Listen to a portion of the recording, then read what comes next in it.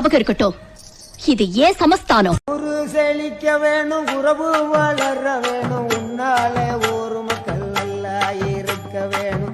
நாடு செழிக்க வேணும், நல்ல மழை பொழிய வேணும், நாங்கள் எல்லாம் உன்னாலே நல்லா இருக்க வேணும். கோவ வந்த நீலி நீ குங்குமக்காரி, நம்ம வேகம் கொண்ட ஆயி நீ வீர மகாளி.